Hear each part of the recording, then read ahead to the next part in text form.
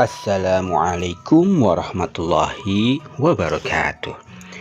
Alhamdulillah wa syukurillah. Pamirsa sadayana, alo mang sadayana, sampurasunun. Wilujeng tepang dangu deui sareng emang di Jomantara melalui galura saluran channel YouTube. Anu mana ieu saluran channel YouTube umang digelar kanggo dipidangkeun ka pamirsa sadayana dina raraga bade mintonkeun kasenian kabudayaan Sunda mangrupakeun dongeng Sunda. Dongeng Sunda anu kiwari ku umang nuju digelar kanggo pamirsa sadayana nyata dina judul Dikawin Jurig. Kiwari Dikawin Jurig lebet kana bagian anu ka 20. Nah pamirsa sakumaha dina bagian anu ka 18 dina dinten kamari urang terus medal ieu carios dongeng terus dugikeun ka nyarioskeun deui nagara siluman Sedong Kancana anu nuju ngayakeun hajatan kawinan putrana atawi putra mahkota nyaeta Raden Kalaweuling teh. Kumaha salajengna ieu carios mangga atuh urang Bandungan ku sadayana lajengan carios Dikawin Jurig bagian anu ka 20. Nah sok kedaka pararayun geura malaranco deui dina HP-na sewang-sewangan. Brung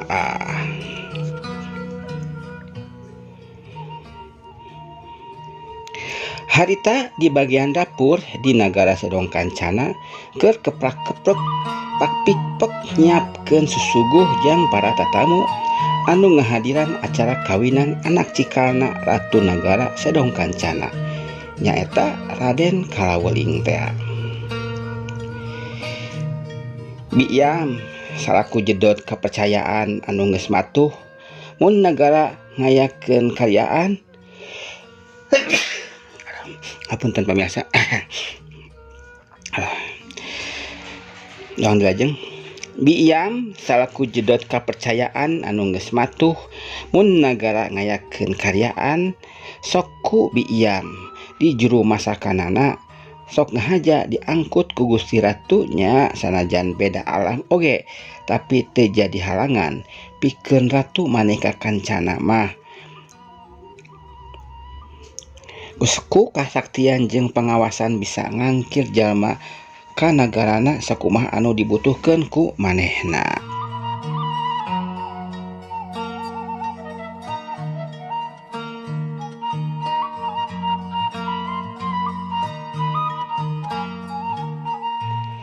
Sabari barang gawe teh biasa weh biya mah sok ngajak ngobrol ka batur gawena.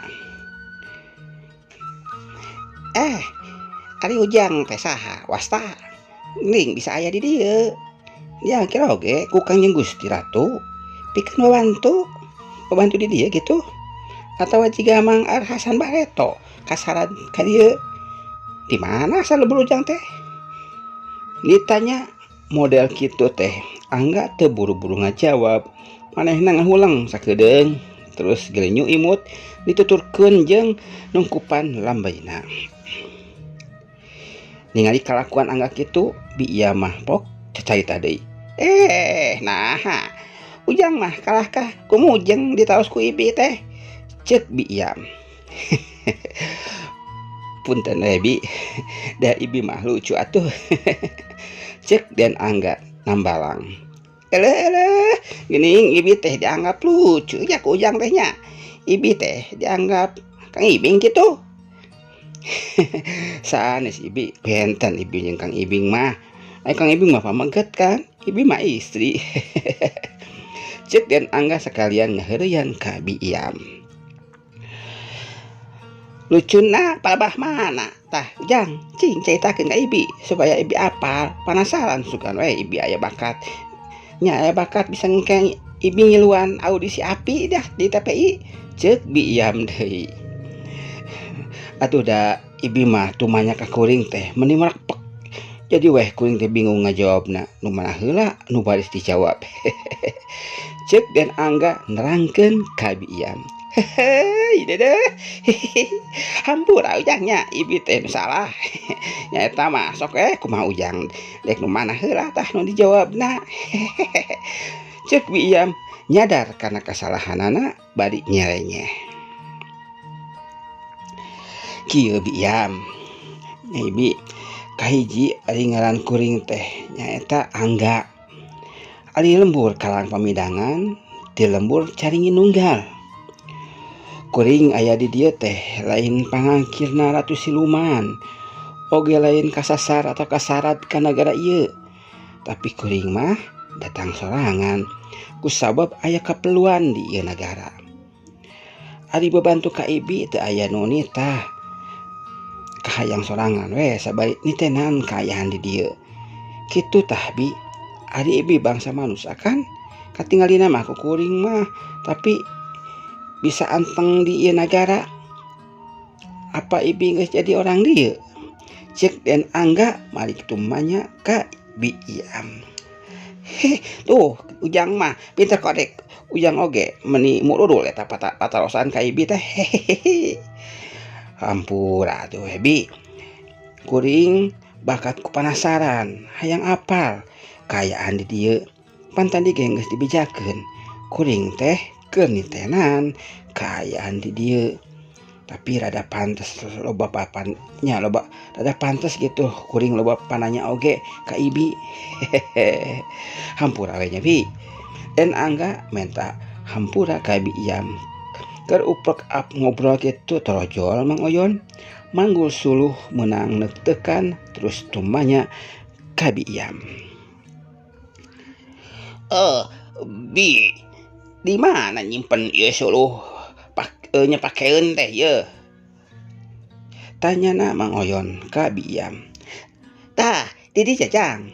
Cek Biam bari nuduhkeun yang nyimpen suluh ka Mang Oyon. Mang, kumaha kaayaan di luar teh aman? Aman Mang. Den Angga tumanya ka Mang Oyon ngeunaan kaayaan di luar. Aman Den, aman. Teuing penggawa anu jaga. Nus nya teu teuing penggawa anu jaga, seueuna mah tatamu nu nuju Sukabunga. Mang Oyon nerangkeun pamanggihna. Kumaha? Siapa deh ngalaksanakeun tujuan orang teh Den? Mang Oyon tumanya deui ka Den Angga. Kemang Bang. Daguan aba-aba ti kuring we nya.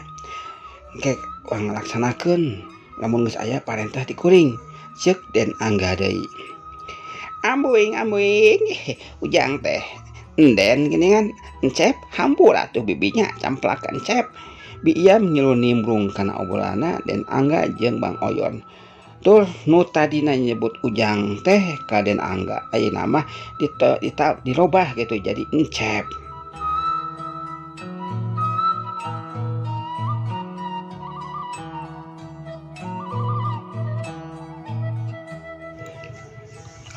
Dasawios Bi. Eta mah pedah we Mang Oyon nyalukan ka kuring Aden teh. Da kuring mah lain Aden Bi.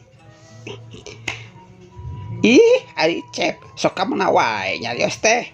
Nya tang tos we sanes da upami encep Aden mah meureun Ibi ge geus dikeregep dikeregep manten meureun. Ih, amit paralun. Ceuk Biam bari nyerengeh. Ya Pi ari arek ngilu ka kuring mah balik deui ka nagara manusia atawa nya Ibi maksudna teh arek ngilu ka kuring balik deui ka nagara manusia atawa betah di dieu kitu tah. Cek Den Angga tumanya ka Mang Biam. Ih, ari encep amit Ibi tumatep di dieu mah da Ibi mah masih kere resep betah aku mau nang di alam dunia di alam Ibi gitu di negara Ibi di alam negeri manusia. Aya di desa teh kapaksa we ku sabab angkirana ku Ratu Manika Kancana. Da teu hade atuh upama ditolak ku Ibi mah. Ngan selama ieu Ratu teu tara ngaganggu ka Ibi, malahan mun beres bebantu teh sok dijajakeun ka nagara manusia nya ka nagara Ibi gitu. Bari dibahanan segala rupa. Ngan aneh geura cep. Aneh kumaha Bi?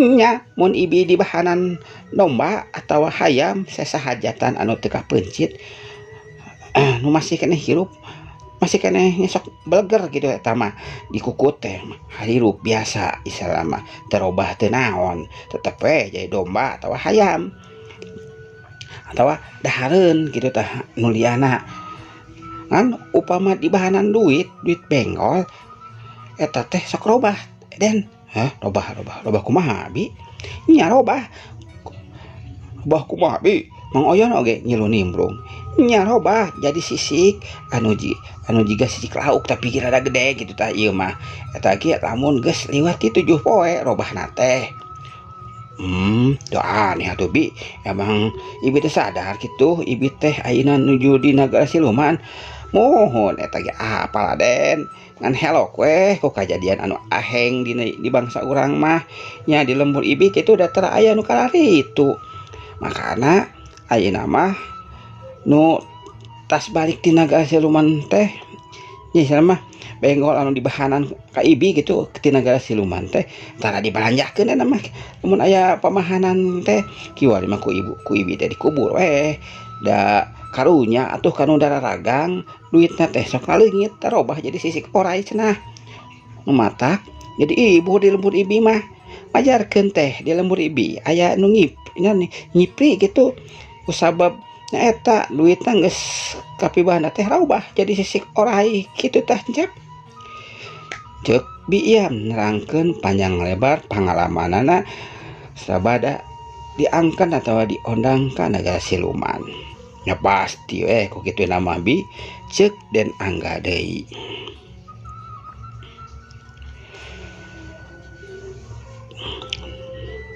tas salajeng nama bade kumaha ieu teh den naon anu bade dipidamel ku aden di dieu nagara teh cek biam tumanya deui ka den angga sakumaha ibi oge apa meureun nya yen di ieu nagara teh keur ngayakeun kawinan putrana mahkota ieu nagara keur pangantenan ka bangsa manusia nu mana eta panganten awewena eta teh meunang ngiwat pi meunang maksa mirusa ku jalan halus jadi tujuan kuring ka dieu teh teu aya lian rek nyalametkeun eta istri anu diiwat ku bangsa siluman jurig teh di nagara ieu bi matak bisi engke kejadian aya perang maka ibi rek disalametkeun heula ibi kudu nurut ka badega kuring Mang Oyon nu baris nyalametkeun ibi supaya tong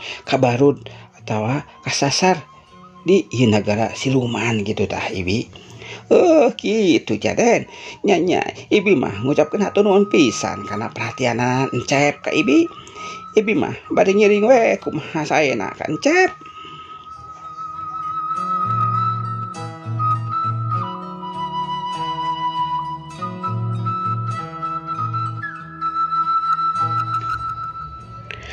cag urang tunda heula sakedeung kaayaan Nabi Iam jeung Den Angga katut kaayaan di nagara siluman jurig orai nagara Sedong Kancana anu eukeul raramean ku hajatan kiwari urang kocap ka rombonganana Juragan Karya anu geus tararepi ka lembur caringin nunggal malahan geus di tengah lembur orang-orang lembur harita helok ku kedatangan rombongan asing nyeku kedatangan rombongan asing teh malahan di kajauhan keneh ge aya nu hideng bebeja ka Pak RT jeung kokolot lembur sejena ku ayana lemburna kedatangan rombongan asing teh ngajarkeun teh nyurigakeun cenah bisi ayana naon bisi aya kumaha onam bisi aya siku si wulu-wulu bisi aya karaman gitu tah pamikirna orang-orang lembur harita ali rombongan Juragan Karya rek areureun sanggeus aya di tengah lembur mah pok Juragan Karya cumarita ka wadia baladna batur kuring kabeh orang teh geus aya di lembur urut kuring bareto nyaeta lembur caringin nunggal. Nu mana nya di dieu pisan cikal bakalna aya kajadian kieu teh, ceuk juragan karya cumarita kabaladna. Kiwari hadena urang nepungan heula kokolot ieu lembur. Urang amitan heula di henteu-henteu oge urang teh tatamu di ieu lembur, jadi kudu aya laporan ka pupuhu ieu lembur. Ceuk juragan karya anu geus jauh beda pamikiranana, kiwari jeung basa harita keur masih keneh ngalakon jadi arhasan teh.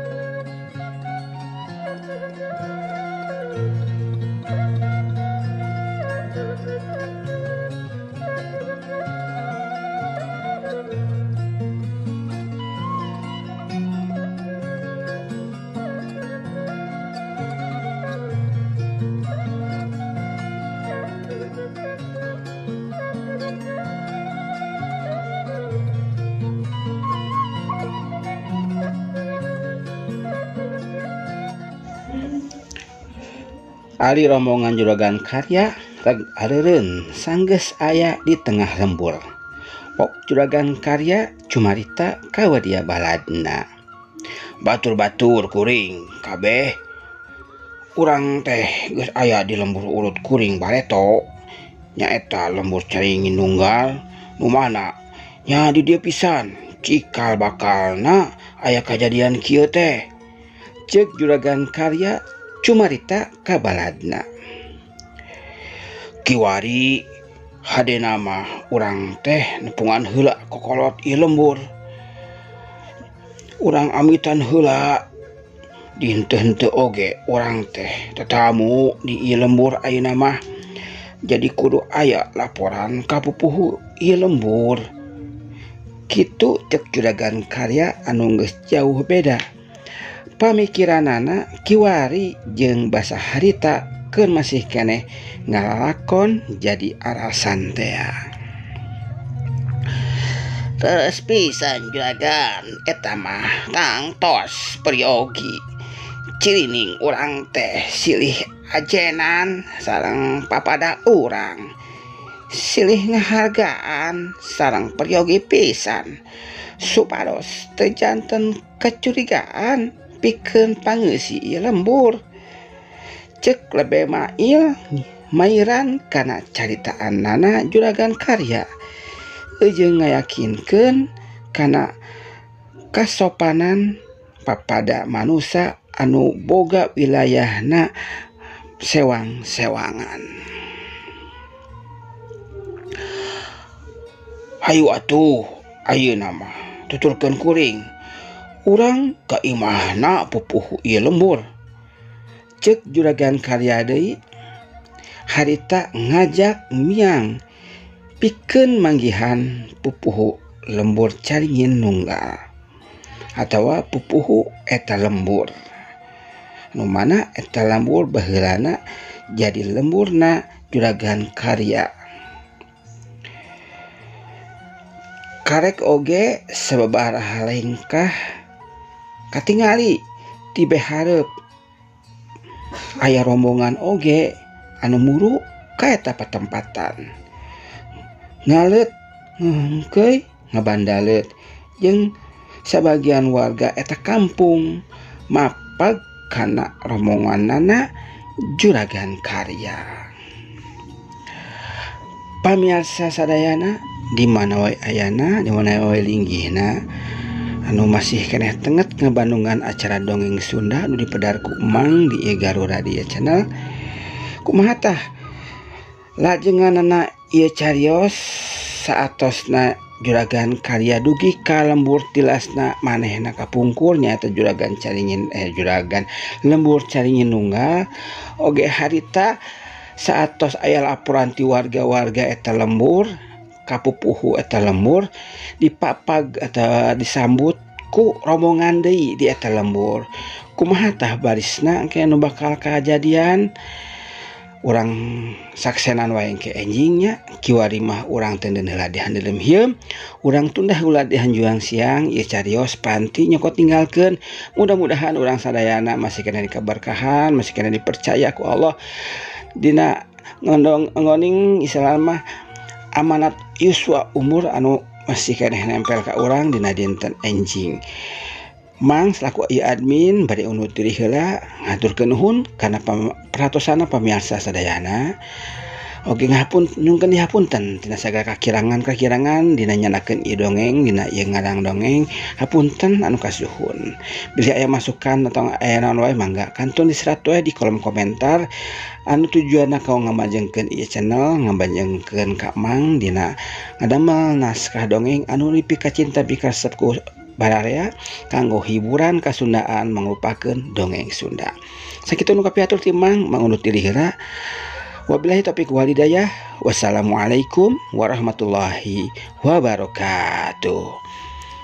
Jaga.